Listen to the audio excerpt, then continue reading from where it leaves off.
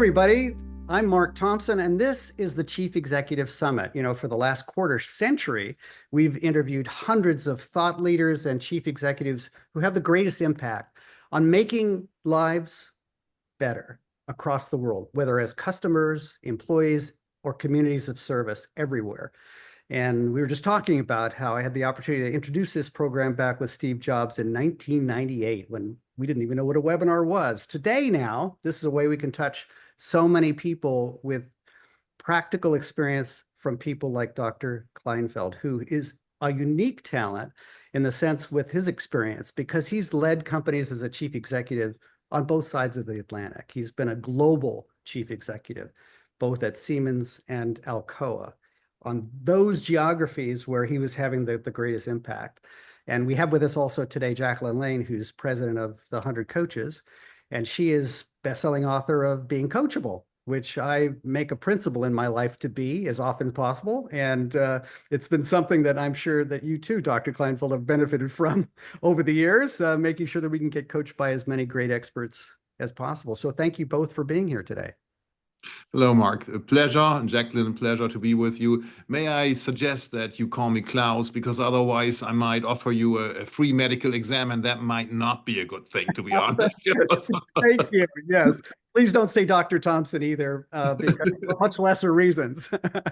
So I am so delighted, Klaus, to be able to ask you, when you reflect on your extraordinary international experience, what do you wish you knew when you first started as a leader, when you started to have those roles where you were managing both ambiguity and uncertainty, and then lots of people who you had to inspire to the task? What do you wish you knew then that you have learned now, or some principles that have grown on you?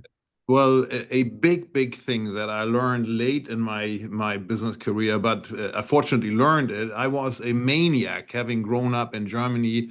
I was a maniac in terms of willpower and time management, and I realized only in the last, I would say, 15 years that it's not about time management and willpower. It's mostly about having a framework on how to manage your own energy and how to maximize it, and that actually changed my life in a very positive way. When you think about that epiphany, how did you come to that conclusion? Because being disciplined, being able to step into your power. I was just having a conversation with Pau Gasol, a four-time gold medalist, now being inducted into the Hall of Fame at, well, the National Basketball Association, and having had such an impact in the world. And he had to lace up no matter how he felt. He had to have that discipline and that drive, as you have had to earn your way. And yet you found that it's a balance then between kind of this framework of IQ and EQ. Yeah, I wouldn't. That's a different framework, My framework is energy versus time, And I think you nailed it, Mark. And that's also how it started with me. I was seeing that in my direct environment, I see people burning out, losing their energy. I saw it on myself that sometimes I drove the team to have meetings late into the night. Next morning, a little bit fresher, I looked at it and I thought this was not worth it. We found a very bad solution, and we're not going to implement that. We're going to go back to it again. And then at the same time, I love playing tennis, I looked at what's happening in the tennis world. I mean, in the tennis world, the top players have gotten older and older and older. So I thought there's something strange going on here in the business world, which I think is all about performance also, So there, everybody's burning out earlier and earlier and has a shorter tenure. Whereas in the high professional sports field, as well as in the high performance team like the Navy SEALs and so on, you see that the average tenure, the average time that they are able to do that well is getting longer. And that led me onto this journey. And I realized that they had learned a lot of things at that time already, how to not burn out, and that was all about energy. How do you get your energy? What is energy? I mean, and in the end, I mean, the old idea of it's basically mental, it's body, mind, and soul. Those are the three old things. And I split mind into mental and emotional. But that led me onto this journey, frankly. It's such an amazing reflection that you can somehow do more with less, that you can have less time and have better results. Yeah. It's somewhat counterintuitive, maybe even paradoxical. When I know some of the leaders that we work with, the great ones describe that kind of awakening or that shift. What advice would you give to, say, younger leaders, people who are earlier in their journey and maybe haven't quite had that breakthrough yet? Is there anything that you would say would help them get there?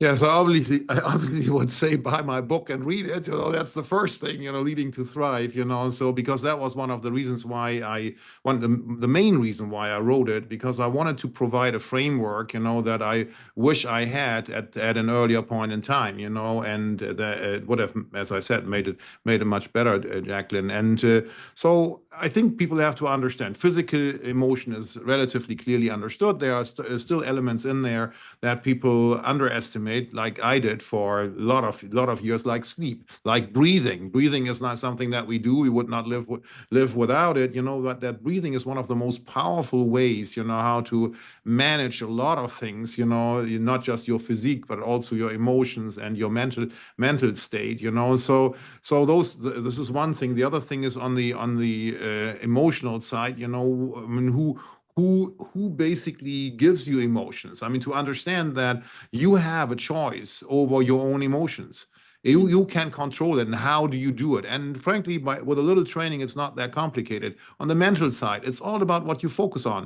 Do you focus on all the negative things? Do you focus on the positive things? How do you prepare yourself for certain situations? And then one thing that it's almost like, I mean, in the business world, that it's almost a four-letter word in the business world. It's called spiritual energy, and I personally feel that that's a very, very, very important level of energy, and you should be able to tap into it. And then the question is, well, it's just another paradox, Jacquelyn. It's the thing that the relaxation time, is also important to continue to be in your performance zone. Basically, you toggle between performance zone and recharge, performance and recharge. It doesn't have to be the same time. You see on the tennis courts, 20 seconds is between every serve. And these top tennis players are 4 hours on the court, and they have a routine in which they can recharge literally in 20 seconds. There are recharge routines, that you can relatively easily learn that get you back into peak performance state. And that's important. And also when you go from kind of performance zone into survival zone, which in the beginning feels great because adrenaline gets pushed into your body and you become superhuman, but then you burn out if you are not finding a good way to go back to performance zone or into recharge.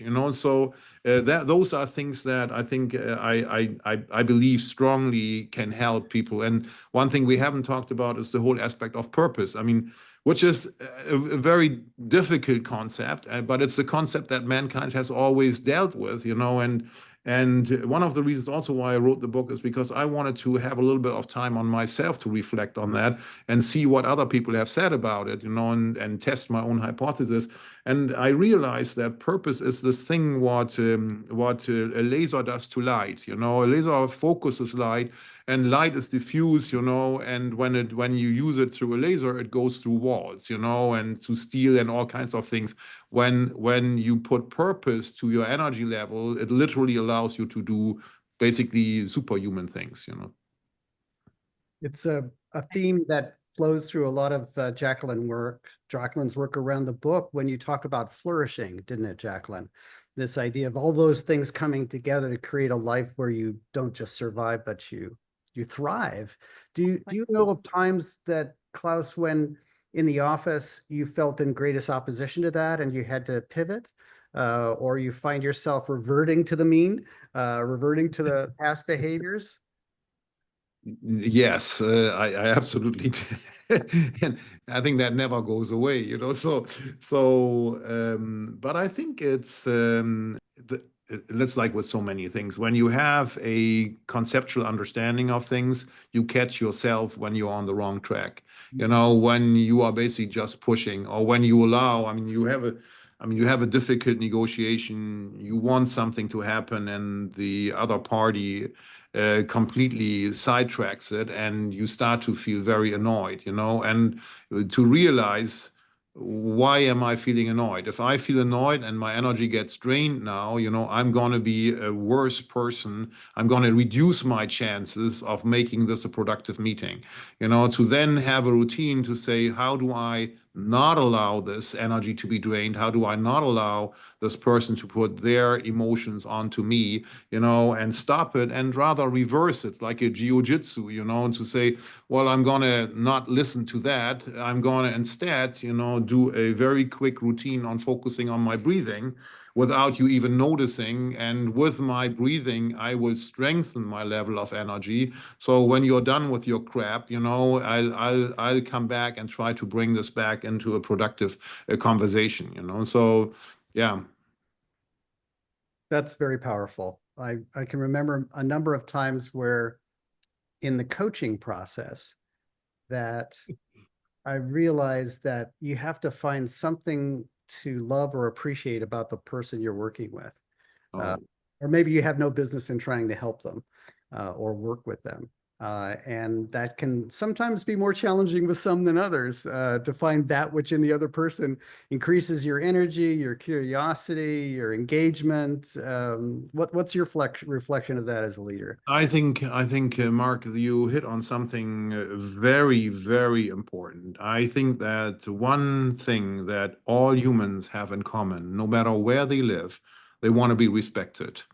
They want to be respected. And I also do believe, at least my experience in life has shown that I like engaging with people. I like that. So, and I always think that when I get to know somebody, even in a brief moment where I'm using the elevator, to interact with that individual could give me not only joy, but also could give me something that I could learn from. And I start from the point that I find something very interesting in everyone, and I also start with the belief that everybody has the right to be respected. I had a shocking moment one time. Actually, I'm in New York today, so here in New York during my Alcoa time. And I usually was late in the office and went to the restroom and while the cleaners were there. And there was one gentleman, and I regularly spoke to him. He said he's from Albania and lives in Queens, has married an Albanian woman. They have children, but their parents were back in Albania. My mother at the time still lived in Germany. So we had this conversation, and always, I mean, it's a short chit chat. And one time, we just talked like we normally do, and he looks up to me and reaches out his hand and shakes my hand vividly and says, "Thank you." And I say, he's never done that before. So I say, "Thank you for what?" And he said, "Thank you for talking to me like this. Most people just look through me." Mm. And I thought that was, man, I still get chills when I tell that story, to be honest, Yes. because it was a wonderful man. I mean, many, many things that he had been through in life, making it here in a difficult environment. Yes, he was cleaning the toilets every evening, but there was a lot of things that were very beautiful in that person, to say most people just look through me, phew, but that's to your point. Absolutely. It's worse than looking down on you. It's worse than looking down on It you. is. Yeah. If everybody has a right and deserves to be seen. Yeah, Mm. exactly. Has that informed your leadership philosophy as well? I mean, you're leading many thousands of people. How are you able to translate that at scale? But I never had that. So I always lived by it. That's something that was always there. And I think it came because um, I dealt with a lot of people, and I probably had to. I mean, one of the things that formed me greatly is that my parents were refugees from East Germany, and my father died when I was very young. I was 10 years old, and they were basically on their own, and that changed their life, and that pushed me into those things that usually only grown-ups do. So in a way, I had some I felt some responsibility, and maybe that came through this, that I felt I need to relate to people, but I liked it. I mean, and I now that I'm thinking of it, I've never done that before. I'm thinking in the beginning, it felt uncomfortable because I didn't know these people, but then when I realized that it provided joy to me, I did it more. Like so many things in life, you try it out, you suddenly see, oh, actually, it's nice. First, it's a hurdle, then you see it's nice, and then you become addicted. So. And he's probably still thinking and talking about it, to Jacquelyn's point. I mean, it'll be something that might be reminding him of just what real leadership looks like when you could have the heart to take a moment to see somebody and experience them with so much more. To be honest, I mean, this is one of the things that I would advise. Some people tell me, hey, look, I mean, I have to make a change and I have to take somebody out of a leadership position. And I had to do this many, many times in my life, And in most cases, it has been certainly not necessarily pleasant for the other side, but a productive conversation. And the reason I think why it became a productive conversation, because I always try to very strongly separate between my respect for the individual and what I see, what beautiful things I see in the individual, and then a description around what's needed in this role as a performance and where is the performance gap, so where this type of skill sets do not fit into the role, this does not mean that that's a bad person. It's just Right. it's just a bad fit, And I've seen, frankly, more than once that even though this was probably not a pleasant moment, but that many years later, people say, "Hey, it was a great wake-up call to look into what I'm really good at and what I really enjoy." In most of these cases, actually, people know that they are unhappy because they see that it's not working for them. Mhm. This is a thing that if we can help people stop and do what you advised early, to breathe, manage their energy, it might be that we could have a discovery not only about how to manage the moment, but manage our whole life and career. Uh, and so I so agree. I mean, I think that's why I called it also leading a, I mean, successfully leading a sustainable business and life, because many of these things are, most of these things on the inner game are life's principles. The book has the inner game part, which are life's principles, purpose. I mean, if the purpose doesn't, it has to be more than yourself, so, and then there's another chapter on the things that are more business oriented, how to build a team and how to deal with your boards and some leadership tricks. So.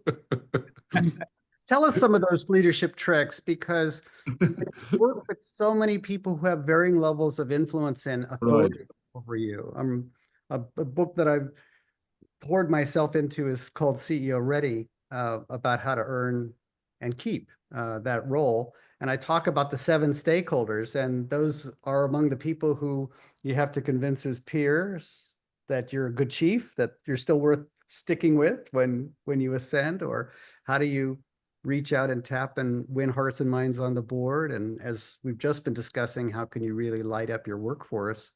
What would be some of those fundamentals Well, or I hacks? think I give you two. One is on the board side. I think the major problem here is that when you rise through the, first of all, I do believe you are never fully prepared for a CEO role. This is a myth, and in a way, you want to have mentors who have been in CEO roles, ideally, and so that they can tell you what nobody else tells you, because there's a lot of stuff happening that is unique. And one of the things is, typically in your way through the ranks, you have one boss, one individual, and you obviously get to know. 12. Yeah, you obviously get to know that individual very well, and you can read the individual, which buttons to push and which not to push, and suddenly you have a group as a boss, and that's what most people don't understand, and then they live in the illusionary world that they think, oh, it's all about performance, and behave like they did before, and not seeing that they now have to manage group dynamics. And I only half jokingly say this. A board has only two stable states. They either love the CEO and brag about the individual, how great that individual is, and literally in seconds it can change to the other side, and they want you gone, ideally yesterday. And we've just seen this. I mean, just the other day with Klaus Schwab, from the World Economic Forum, a classical and very, very, very sad case, very sad case. So anyway, so that's one thing, and the other thing that I have intuitively done all the time, but it got more and more difficult the higher I rose. I realized early that whenever things go wrong, I mean, typically the higher you rise, the more crap lands on your desk, And if you are the CEO, all real crap lands on your desk. So even though you had almost nothing to do with it, but in the end, you're the boss. It So all was on your yeah, watch. on your watch. That's the word. That's the American lawyer's word. On your watch, exactly. So anyway, so on that. What I realized is that very often when you then try to get a briefing and finding out what really happened, the briefing missed important little nuances. So one of the habits that I've always had is that I try to personally go down to the original source as close as I can get. Ideally, I mean, if there has been an accident on the site, ideally I want to at least have the person who's there on the phone and who tells me this is what I'm seeing, this is what I heard, and you should also talk to those people, or ideally go there, and do exactly that. And I would highly recommend that. The higher you rise, the more important it is, and your people will hate you for this. They would not want you to do that because you kind of implicitly send the message that you are not having enough trust to your direct report. But I have to tell you, I mean, that is not just about trust. These are moments where there's a lot at stake. And also yourself are often at stake, so you have the right, if not the obligation, to do a double check of is there anything else there that I might be seeing different than what the briefing has said. That's absolutely brilliant, because you think about as you go around the circle and ask people to repeat what they've seen. I'm sure detectives see it all the time, and so do doctors in their diagnosis. There's Exactly. as many flavors as there are people in the room, and they're all telling the truth or intending to as they saw it. And Yeah. it may not be any closer to the truth than you need to be in the role and responsibility that, as you say, is Isn't there this famous video with the gorilla running over the court, when you are asked to count the focus number of times. Yes. exactly a number of times, and I have seen the video, and I said, "There's no gorilla." And then you see it again, you say, "How could I have missed that?" I mean, it's fascinating how the mind plays games on you, right? Really fascinating. Yeah, whatever your selective perception might have Yeah, been. exactly. Focus. It's focus. Well, That's the thing. It can work very well in terms of mental energy. It's a clear example of focus, right? Jacquelyn, on your trajectory, she's one of the very few honorees who were 30 under 30, as a remarkable spirit and leader, who's embraced so many of the principles we're talking about today much sooner in her life than I certainly ever did. Well, in large part because I get to talk with amazing leaders like yourselves. So thank you. You inspire me. When I think about what you hope for this book, Klaus, and for honestly, the next chapter of your impact and career, what would you like to leave with us to think about that would inform that journey?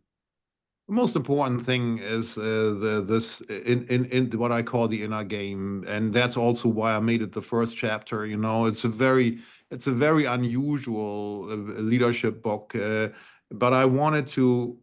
It was very painful to see not only older leaders, burning out, but the tipping point for me was when in two of the companies that I'm invested in, the founders broke down. One almost died, and the other one was very, very sick. And they all both got out of it. They are more well than ever. They changed their life. They are much more happy, and they continue to be as successful as before, but happy at the same time, So, but they do different things, and they do the things differently, So, and that was what basically triggered me to write it and to say I have to provide a framework, because if I say this, I mean, to one person, two person, that I can do, but to get it out at scale, I mean, there's no other way to put something out in the world. So that was my major driver, to do that. Well, I have to say, Phenomenal book. we are so inspired by you. Yeah, what a high impact man and message that you have, and what a high impact woman and message that you have. So thank you for the privilege of being with you both today, learning from you, and we hope to have a future inspiring conversation with both of you. Pleasure. Thank you, Jacquelyn. Thank you, Mark. Pleasure. Thank you, Klaus. Thank you, Mark.